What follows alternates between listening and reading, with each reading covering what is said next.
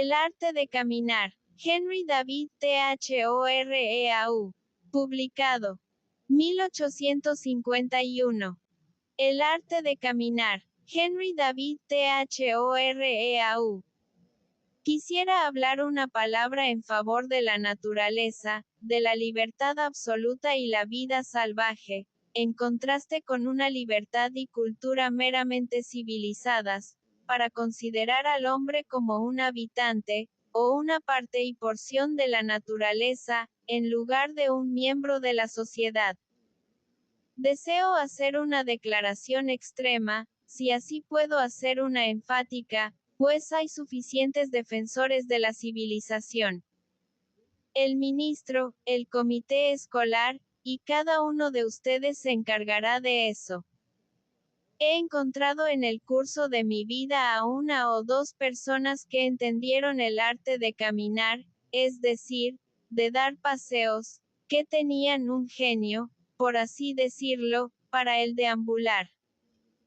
Palabra que deriva bellamente, de las personas ociosas que vagaban por el campo, en la Edad Media, y pedían caridad, bajo el pretexto de ir a la Sainte Terre, a Tierra Santa, hasta que los niños exclamaban, ahí va un Saint-Terrer, un deambulador, un peregrino. Aquellos que nunca van a Tierra Santa en sus caminatas, como pretenden, son realmente simples vagos y vagabundos. Pero aquellos que sí van allí son deambuladores en el buen sentido, tal como quiero decir.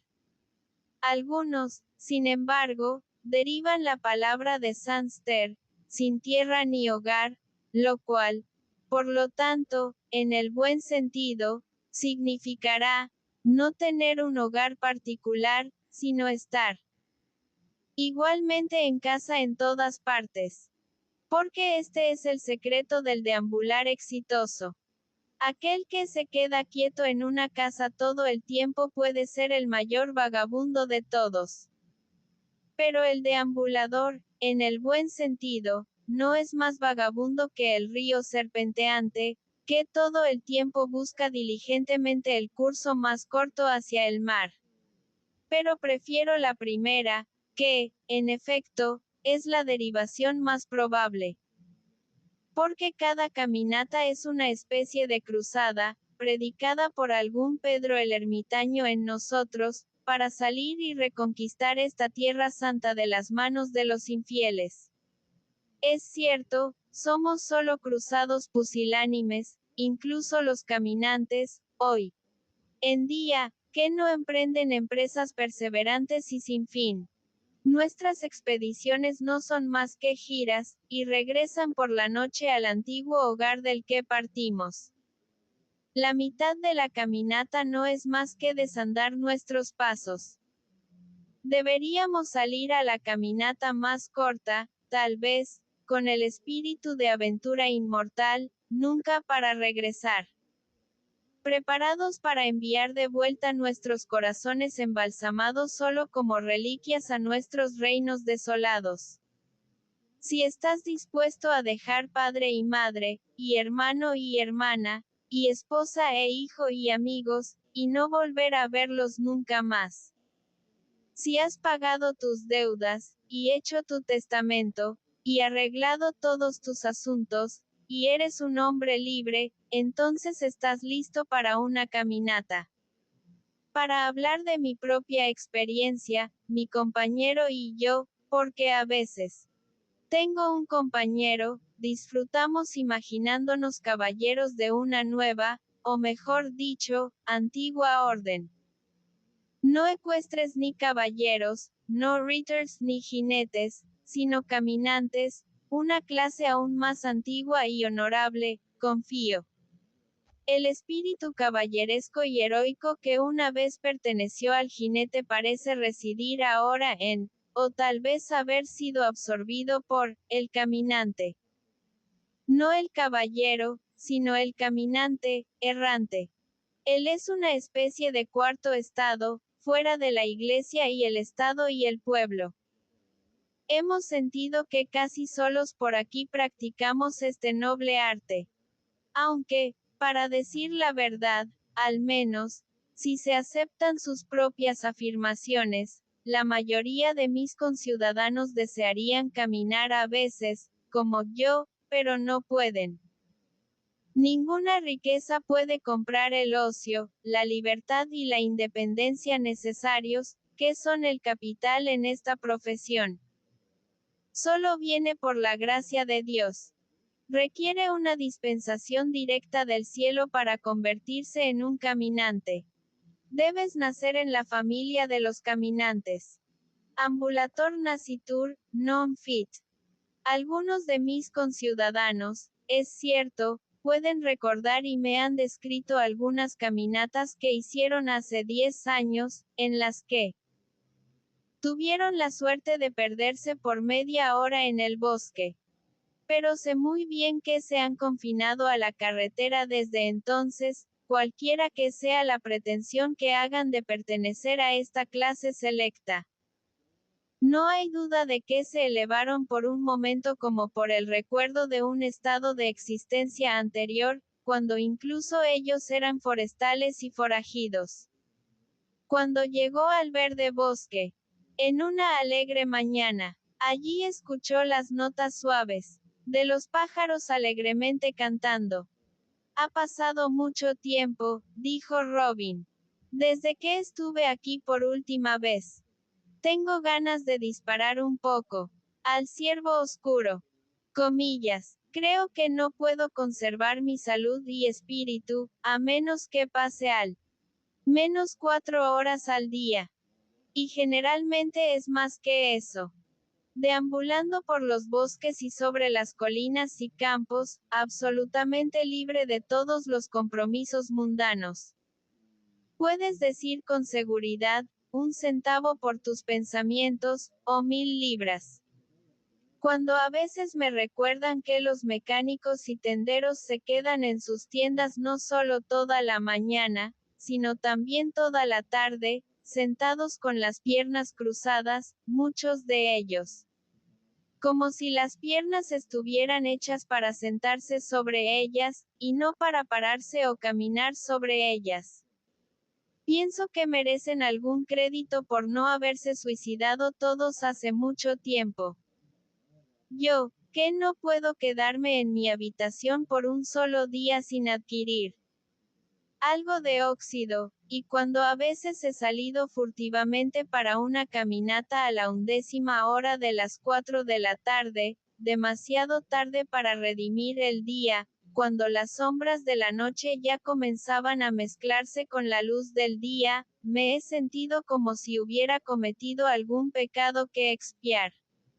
Confieso que me asombra el poder de resistencia, por no hablar de la insensibilidad moral, de mis vecinos que se confinan en tiendas y oficinas todo el día durante semanas y meses, sí, y años casi juntos. No sé de qué clase de material están hechos. Sentados allí ahora a las 3 de la tarde, como si fueran las 3 de la mañana. Bonaparte puede hablar del valor de las 3 de la mañana, pero no es nada comparado con el valor que puede sentarse alegremente a esta hora de la tarde frente a uno mismo a quien has conocido toda la mañana, para dejar morir de hambre a una guarnición a la que estás unido por lazos tan fuertes de simpatía. Me sorprende que a esta hora, o digamos entre las 4 y las 5 de la tarde, demasiado tarde para los periódicos de la mañana y demasiado temprano para los de la tarde, no se escuche una explosión general a lo largo de la calle, esparciendo una legión de nociones y caprichos anticuados y caseros a los 4 vientos para que se ventilen. Y así el mal se cura a sí mismo. Como las mujeres, que están confinadas en la casa aún más que los hombres, lo soportan, no lo sé, pero tengo motivos para sospechar que la mayoría de ellas no lo soportan en absoluto. Cuando, temprano en una tarde de verano, hemos estado sacudiendo el polvo del pueblo de las faldas de nuestras prendas, apresurándonos más allá de esas casas con frentes puramente dóricos o góticos, que tienen un aire de reposo. Mi compañero susurra que probablemente en estos momentos sus ocupantes se han ido a la cama. Entonces es cuando aprecio la belleza y la gloria de la arquitectura, que en sí misma nunca se retira, sino que siempre se mantiene firme y erguida, vigilando a los durmientes. No cabe duda de que el temperamento, y, sobre todo, la edad, tienen mucho que ver con ello. A medida que un hombre envejece, su capacidad para quedarse quieto y seguir ocupaciones en interiores aumenta. Se vuelve vespertino en sus hábitos a medida que se aproxima la tarde de la vida, hasta que finalmente sale solo justo antes de la puesta del sol, y obtiene toda la caminata que necesita en media hora. Pero la caminata de la que hablo no tiene nada que ver con hacer ejercicio, como se llama, como los enfermos toman medicina a horas fijas, como el balanceo de pesas o sillas, sino que es en sí misma la empresa y aventura del día. Si deseas hacer ejercicio, ve en busca de las fuentes de la vida. Piensa en un hombre balanceando pesas por su salud, cuando esas fuentes están burbujeando en pastizales lejanos no buscados por él. Además, debes caminar como un camello, que se dice es el único animal que rumia mientras camina. Cuando un viajero le pidió al sirviente de Wordsworth que le mostrara el estudio de su maestro, ella respondió, aquí está su biblioteca, pero su estudio está al aire libre. Vivir mucho al aire libre, bajo el sol y el viento, sin duda producirá cierta aspereza de carácter. Hará que crezca una cutícula más gruesa sobre algunas de las cualidades más finas de nuestra naturaleza, como en la cara y las manos, o como el trabajo manual severo roba a las manos algo de su delicadeza de tacto.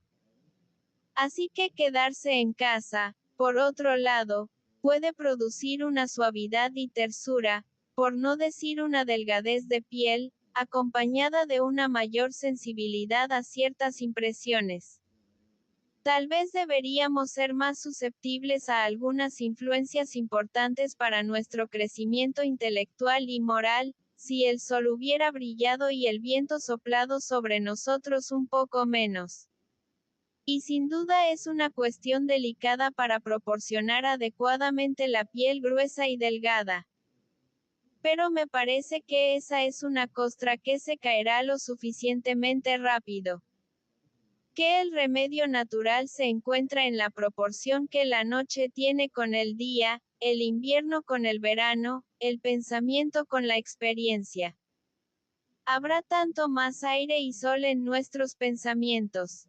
Las palmas callosas del trabajador están familiarizadas con tejidos más finos de respeto propio y heroísmo, cuyo tacto estremece el corazón, que los dedos lánguidos de la ociosidad.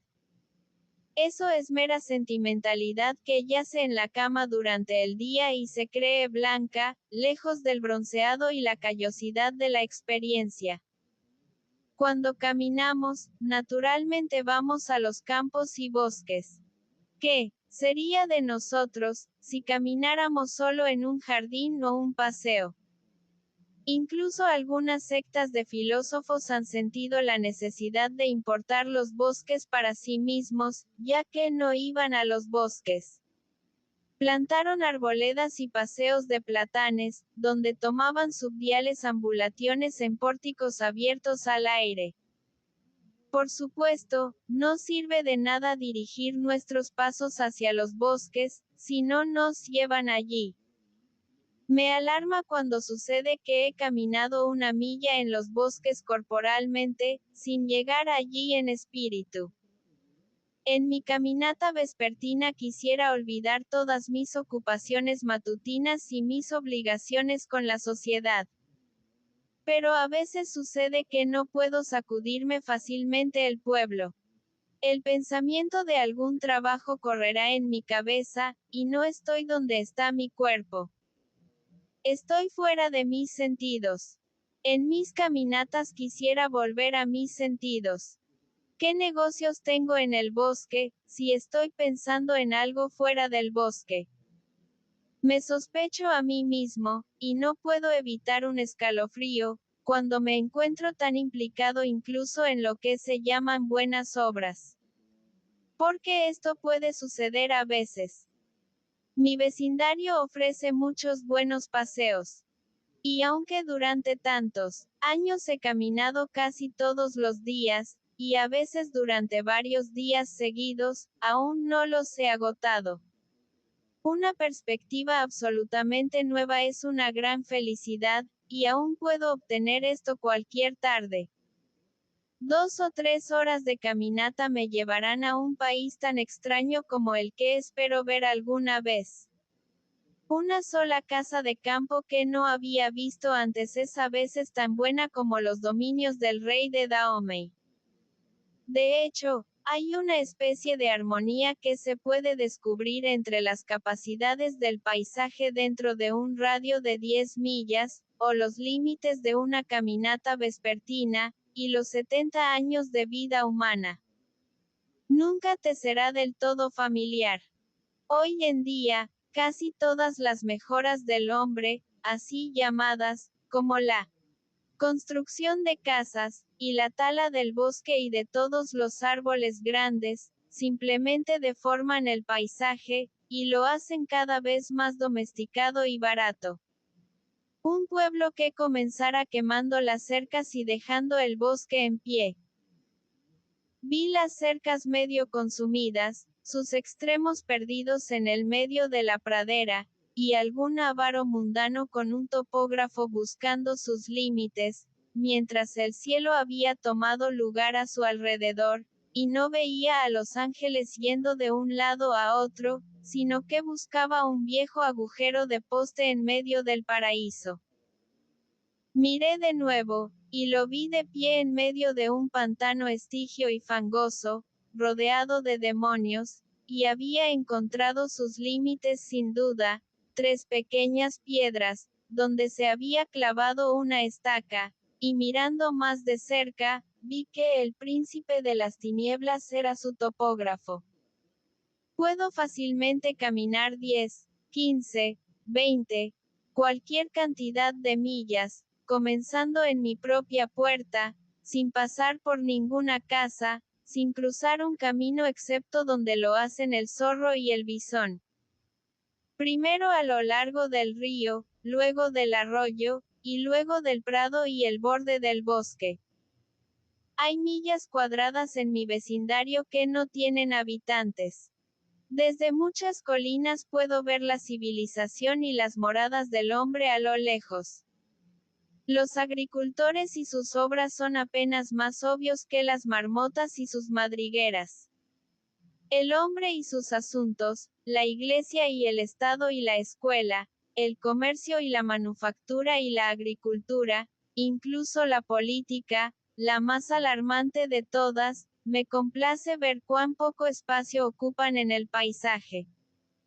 La política no es más que un campo estrecho, y esa carretera aún más estrecha allá lleva a ella. A veces dirijo al viajero allí. Si quieres ir al mundo político, sigue el gran camino.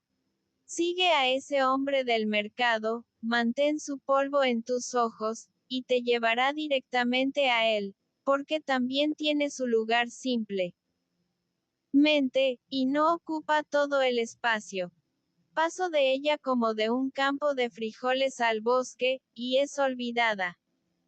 En media hora puedo caminar hasta una parte de la superficie de la tierra donde un hombre no se encuentra de un año al otro, y allí, por consiguiente, no hay política, pues no son más que el humo de un cigarro de un hombre.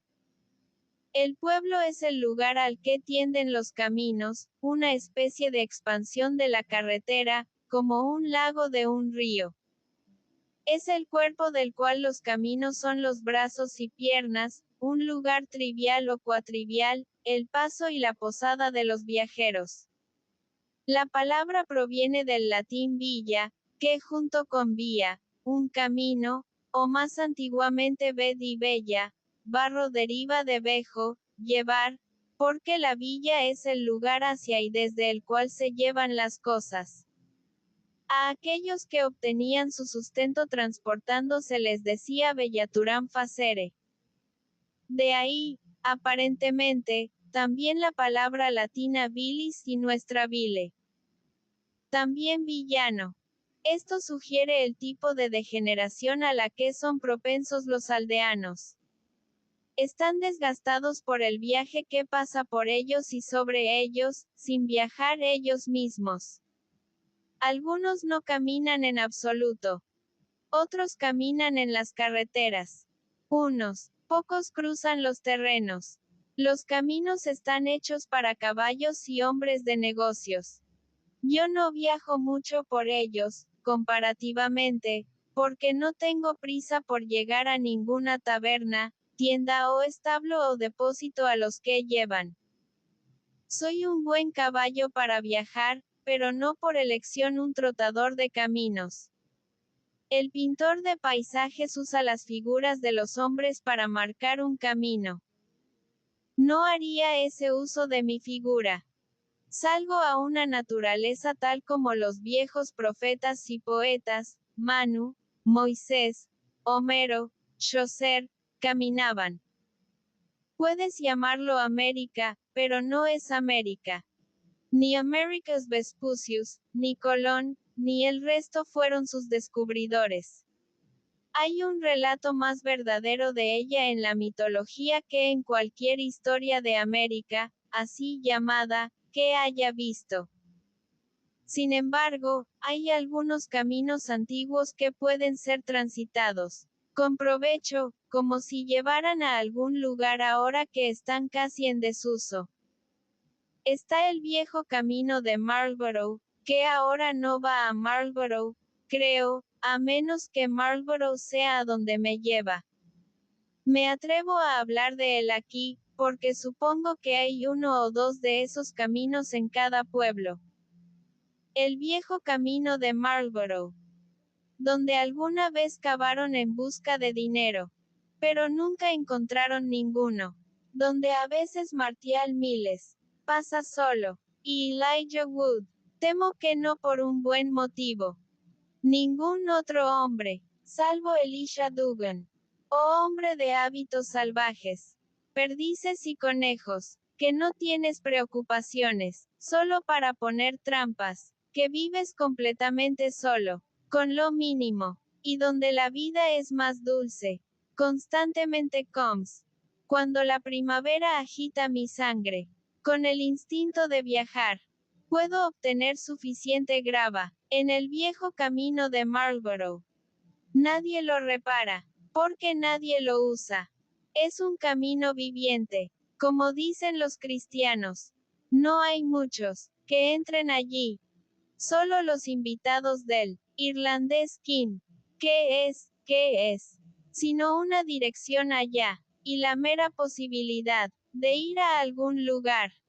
Grandes carteles de piedra, pero ningún viajero. Cenotafios de las ciudades, nombradas en sus coronas. Vale la pena ir a ver. ¿Dónde podrías estar? ¿Qué rey hizo la cosa? Todavía me pregunto. Puesto en pie cómo o cuándo. ¿Por qué selectos? Burgas o Lee, Clark o Darby. Son un gran esfuerzo, por ser algo para siempre. Tablas en blanco de piedra, donde un viajero podría gemir, y en una oración, grabar todo lo que se sabe, que otro podría leer, en su extrema necesidad. Conozco una o dos líneas que servirían, literatura que podría mantenerse, por todo el país, que un hombre podría recordar, hasta diciembre siguiente, y leer de nuevo en la primavera, después del deshielo. Si con la imaginación desplegada, dejas tu morada, puedes dar la vuelta al mundo, por el viejo camino de Marlborough. Actualmente, en este vecindario, la mejor parte de la tierra no es propiedad privada. El paisaje no es propiedad de nadie, y el caminante disfruta de una libertad comparativa. Pero posiblemente llegue el día en que se divida en los llamados terrenos de recreo, en los que unos pocos tomarán un placer estrecho y exclusivo solamente. Cuando las cercas se multipliquen, y se inventen trampas para hombres y otros ingenios para confinar a los hombres al camino público, y caminar sobre la superficie de la tierra de Dios se interprete como una invasión de las tierras de algún caballero. Disfrutar de una cosa de manera exclusiva es comúnmente excluirse a uno mismo del verdadero disfrute de ella. Aprovechemos nuestras oportunidades, entonces, antes de que lleguen los días malos. ¿Qué es lo que a veces hace tan difícil determinar hacia dónde vamos a caminar? Creo que hay un sutil magnetismo en la naturaleza que, si nos rendimos inconscientemente a él, nos guiará correctamente. No nos es indiferente hacia qué dirección caminamos. Hay un camino correcto. Pero somos muy propensos, por descuido y estupidez, a tomar el equivocado. Nos gustaría tomar esa caminata, aún no realizada por nosotros a través de este mundo actual, que es perfectamente simbólica del camino que amamos correr en el mundo interior e ideal. Y a veces, sin duda, encontramos difícil elegir nuestra dirección, porque aún no existe claramente en nuestra idea. Cuando salgo de la casa para dar un paseo, incierto aún hacia dónde dirigiré mis pasos, y me someto a mi instinto para que decida por mí, descubro, extraño y caprichoso como pueda parecer, que finalmente e inevitablemente me dirijo hacia el suroeste, hacia algún bosque, pradera o pastizal abandonado o colina en esa dirección. Mi aguja es lenta para asentarse, varía unos pocos grados, y no siempre apunta al suroeste exacto, es cierto, y tiene buena autoridad para esta variación, pero siempre se asienta entre el oeste y el sur-suroeste. El futuro yace en esa dirección para mí, y la tierra parece más inagotada y rica en ese lado. El contorno que delimitaría mis caminatas no sería un círculo, sino una parábola, o más bien como una de esas órbitas cometarias que se ha pensado que son curvas no retornables, en este caso abriéndose hacia el oeste, en la que mi casa ocupa el lugar del sol. A veces doy vueltas y vueltas indeciso durante un cuarto de hora, hasta que decido, por milésima vez, que caminaré hacia el suroeste o el oeste. Hacia el este solo voy por fuerza. Pero hacia el oeste voy libre. Ningún negocio me lleva allí.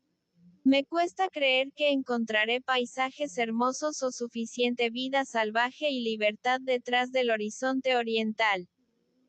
No me emociona la perspectiva de una caminata hacia allá. Pero creo que el bosque que veo en el horizonte occidental se extiende ininterrumpidamente hacia el sol poniente, y no hay pueblos ni ciudades en él de suficiente importancia para molestarme. Viva donde viva, de este lado está la ciudad, de aquel el desierto, y siempre estoy dejando más y más la ciudad, y retirándome hacia el desierto. No pondría tanto énfasis en este hecho, si no creyera que algo así es la tendencia predominante de mis compatriotas. Debo caminar hacia Oregón, y no hacia Europa. Y en esa dirección se mueve la nación, y puedo decir que la humanidad progresa de este a oeste. En los últimos años hemos sido testigos del fenómeno de una migración hacia el sureste, en el asentamiento de Australia. Pero esto nos afecta como un movimiento retrógrado, y, juzgando por el carácter moral y físico de la primera generación de australianos, aún no ha demostrado ser un experimento exitoso. Los tártaros orientales piensan que no hay nada al oeste más allá del Tíbet. El mundo termina allí, dicen. Más allá no hay nada más que un mar sin orillas. Es un oriente sin atenuar donde viven. Vamos hacia el este para realizar la historia y estudiar las obras de arte y literatura, recorriendo los pasos de la raza. Vamos hacia el oeste como hacia el futuro, con un espíritu de empresa y aventura. El Atlántico es un río leteo, en nuestro paso sobre el cual hemos tenido la oportunidad de olvidar el viejo mundo y sus instituciones. Si no tenemos éxito esta vez, tal vez quede una oportunidad más para la raza antes de llegar a las orillas del Estigia. Y esa está en el leteo del Pacífico, que es 3 veces más ancho. No sé cuán significativo es, o hasta qué punto es una evidencia de singularidad, que un individuo consienta así en su más pequeña caminata con el movimiento general de la raza. Pero sé que algo parecido al instinto migratorio en aves y cuadrúpedos. Que, en algunos casos, se sabe que ha afectado a la tribu de las ardillas, impulsándolas a un movimiento general y misterioso, en el que se las veía, dicen algunos, cruzando los ríos más anchos, cada una en su particular astilla, con su cola levantada como vela, y formando puentes en arroyos más estrechos con sus cadáveres. Que algo como el furor que afecta al ganado doméstico en primavera, y que se atribuye a un gusano en sus colas. Afecta tanto a las naciones como a los individuos, ya sea perennemente o de vez en cuando. Ni una bandada de gansos salvajes grazna sobre nuestro pueblo, sin que, hasta cierto punto, desestabilice el valor de los bienes raíces aquí, y, si fuera un corredor de bolsa, probablemente tendría en cuenta esa perturbación. Dan longen folk to gone on pilgrimajes. And palmeres for to second strange strondes. Comillas. Cada atardecer que presencio me inspira el deseo de ir a un oeste tan distante y tan hermoso como aquel en el que el sol se pone. Parece migrar hacia el oeste diariamente, y tentarnos a seguirlo. Es el gran pionero occidental a quien siguen las naciones. Soñamos toda la noche con esas crestas montañosas en el horizonte, aunque puedan ser solo de vapor, que fueron las últimas doradas por sus rayos. La isla de la Atlántida, y las islas y jardines de las Hespérides, una especie de paraíso terrenal, parecen haber sido el gran oeste de los antiguos, envuelto en misterio y poesía.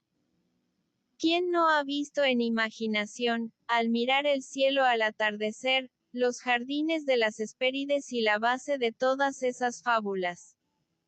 Colón sintió la tendencia hacia el oeste más fuertemente que nadie antes. La obedeció y encontró un nuevo mundo para Castilla y León. La manada de hombres en aquellos días olía nuevos pastos desde lejos. Y ahora el sol había alargado todas las colinas. Y ahora se había dejado caer en la bahía occidental. Por fin se levantó, y sacudió su manto azul. Mañana a nuevos bosques y pastos frescos. Comillas, donde en el globo se puede encontrar un área de igual extensión a la ocupada por la mayor parte de nuestros estados, tan fértil y tan rica y variada en sus producciones, y al mismo tiempo tan habitable por el europeo, como esta. Michaud, que conocía solo una parte de ellos, dice que, las especies de árboles grandes son mucho más numerosas en América del Norte que en Europa. En los Estados Unidos hay más de 140 especies que superan los 30 pies de altura. En Francia hay solo 30 que alcanzan este tamaño. Los botánicos posteriores confirman más que sus observaciones. Humboldt vino a América para realizar sus sueños juveniles de una vegetación tropical, y la contempló en su mayor perfección en los bosques primitivos del Amazonas, la mayor selva del mundo, que ha descrito tan elocuentemente.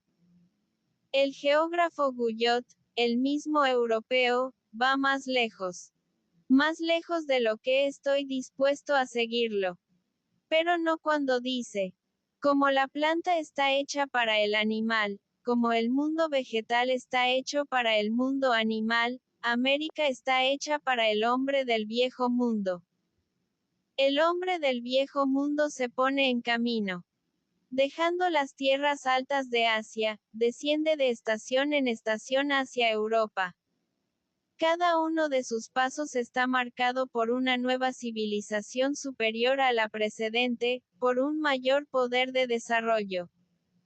Llegado al Atlántico, se detiene en la orilla de este océano desconocido, cuyos límites no conoce, y vuelve sobre sus huellas por un instante.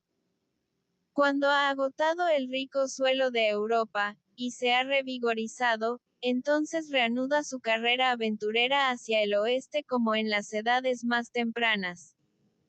Hasta aquí Guyot. De este impulso occidental en contacto con la barrera del Atlántico surgieron el comercio y la empresa de los tiempos modernos. El joven Michaud, en sus Viajes al oeste de los Alleghanies en 1802, dice que la pregunta común en el recién asentado oeste era, ¿de qué parte del mundo vienes? Como si estas vastas y fértiles regiones fueran naturalmente el lugar de encuentro y país común de todos los habitantes del globo. Usando una palabra latina obsoleta, podría decir, ex oriente lux. Ex occidente frux. Del este la luz. Del oeste el fruto.